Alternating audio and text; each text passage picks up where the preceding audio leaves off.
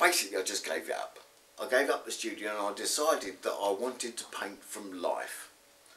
And I thought, well, what better way of learning than painting from life? So I actually decided I'd go to a pub in Upnor. We agreed a price, which wasn't a fortune, but I was able to do it quite quickly.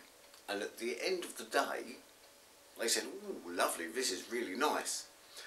And eventually I ended up at the Tudor Rose. Do you think you could do this in that? I could do anything. Anything you want me to, I'll do it. No matter what the subject, as long as it revolves around this particular pub. And he actually said to me, well, I'd like something to do with the Victory and Nelson, because I want to call that bar the Nelson Bar, he said. Nobody wanted to come in now. Now people actually ask to come in and sit in there and eat now. Yeah. People request this room because they just find it so interesting now, because it was just nothing. No. It was a room that nobody wanted to come in before. In the future, he can still add to what he's already done. He don't just do what you tell him.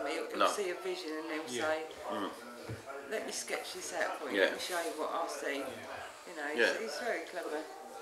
Oh, and he's self-taught. You know, what could be a story there, a little bit like what he's done here, because he's drawn his wife and his daughter standing there.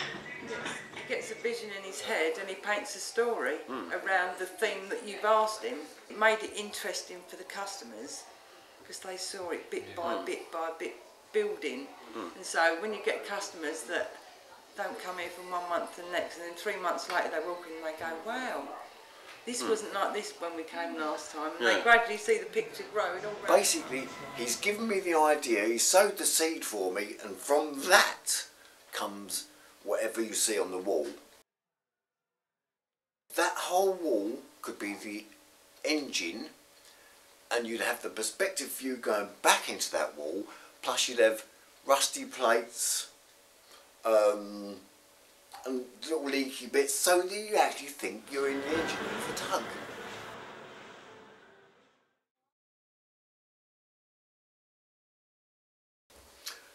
Basically, for the rest of his pub, whatever I've painted of, not used reference for, I haven't needed to, but I will if I do need to.